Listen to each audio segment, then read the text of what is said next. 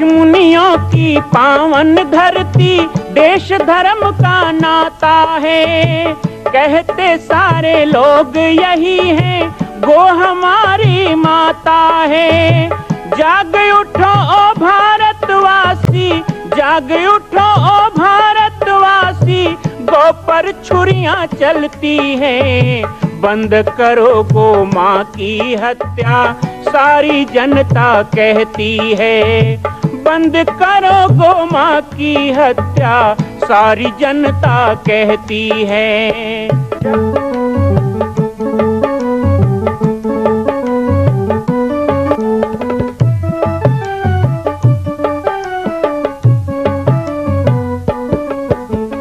जगह जगह पर बूचड़ खाना, लाखों गौएं कटती हैं। किसे सुनाए व्यथा हमारी, नैना नीर बहाती हैं। रक्षा करना गौ माता की, रक्षा करना गौ माता की, गीता ज्ञान सिखाती है। बंद करो गो माँ की हत्या, सारी जनता कहती है। बंद करो गो माँ की हत्या, सारी जनता कहती है।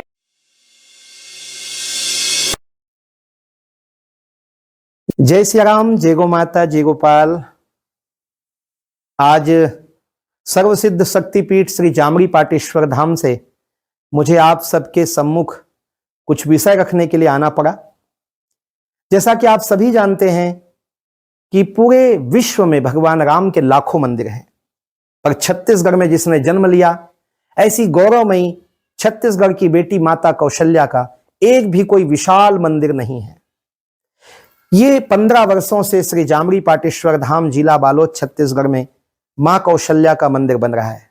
3 मंजिल का 108 फीट ऊंचा, 65 फीट चौड़ाई और 136 फीट लंबाई का यह मंदिर, जिसकी क्षमता लगभग 10,000 लोगों के बैठने की होगी। इस मंदिर के निर्माण को राजस्थान के ठोस पत्थरों से किया जा रहा है।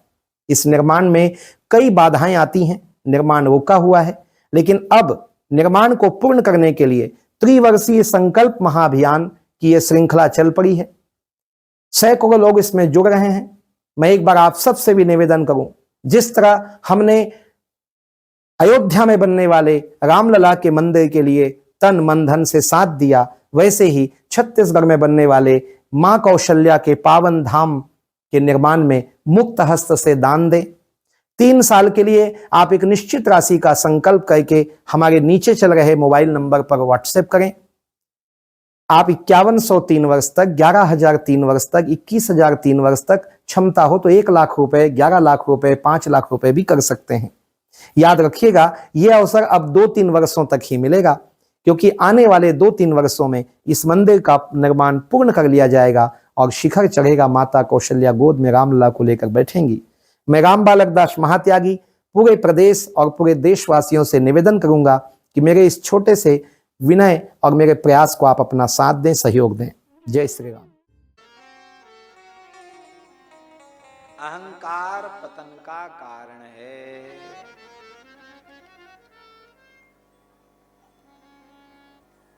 अहंकार कैसे कम हो? संग से कम होता है। श्रद्धाई फुलेल ओ उगटनो श्रवण कथा, मैल अभिमान अंग अंगनि छुड़ाई। जितना सत्संग करते चले जाओगे, भगवान और भगवान के प्यारे भक्तों के चरित्रों का श्रवण करते चले जाओगे, अहंकार उतना कम होता चला जाएगा।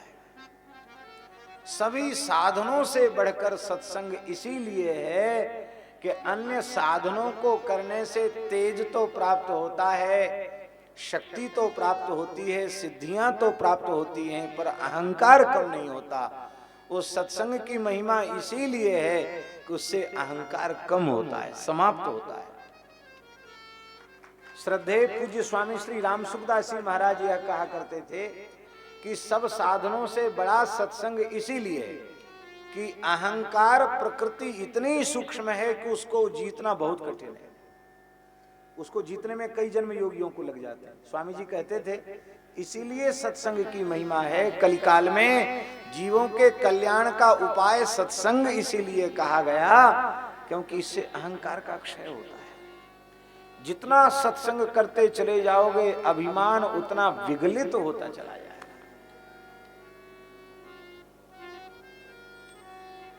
देवताओं को अहंकार हो गया, हम श्रीमान हैं, त्रिलोकों का आधिपत्य हमें प्राप्त है।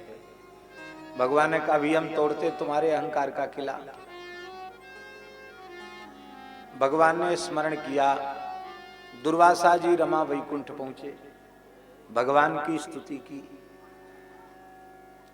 भगवान ने प्रसन्न होकर अपनी बनमाला उतार के दुर्वासा जी के कंठ में डाल दी। बोलो भक्तवत्सल भगवान की। दुर्वासा जी बहुत आनंदित होकर चल रहे थे। आज तो भगवान ने कृपा कर दी, मानो अपनी बनमाला क्या, अपने कंठ का हार क्या, मानो अपने आप को ही दे दिया। बड़े प्रसन्न दुर्वासा जी।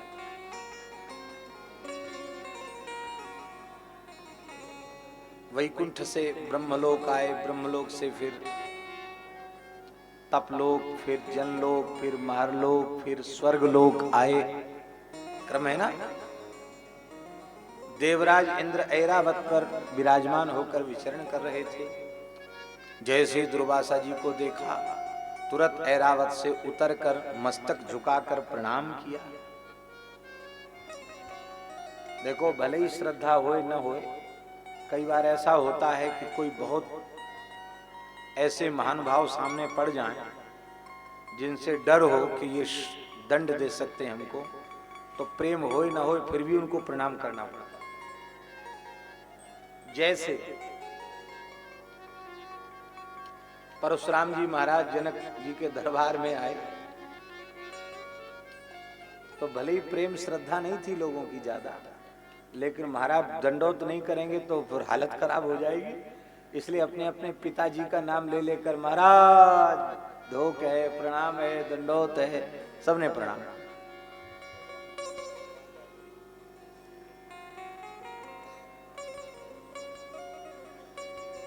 दुर्वासा जी के प्रति श्रद्धा है, भय जनित श्रद्धा है। दुर्वासा जी प्रसन्न हो गए। देखो देवराज होता हुआ भी संत स्वरूप का कितना आदर कर रहा है। महात्मा प्रसन्न होते तो प्रसाद देते। दुर्वासा जी ने प्रसन्न होकर भगवान की जो प्रसादी माला वो देवराज इंद्र को दे दी। भगवान की माला, संत की माला प्रसाद में मिल जाए तो सौभाग्य समझना चाहिए। उसे इतनी सावधानी से कि पैर में उसका पुष्प न गिर जाए, मानो भगवान का निर्माल्य प्राप्त हो गया, मानो भगवान ही मिल गए। जिसे भगवान के वक्षस्थल का स्पर्श प्राप्त हुआ हो, उसका स्पर्श प्राप्त हुआ, मानो भगवान ने माला के रूप से हमारा आलिंगन कर लिया।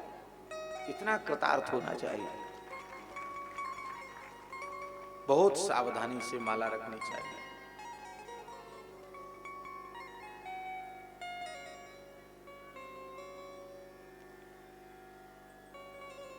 एक साधिका बहुत छोटे परिवार की, भील परिवार की, एक जगह संकीर्तन में सत्संग हो रहा था और प्राय लोग मांगते ही है माला माला माला, प्रसाद मिले। तो ऐसे अब ग्राहक कई हैं तो ऐसे फेंक दिया माला, उस बाई के हाथ पड़ गई।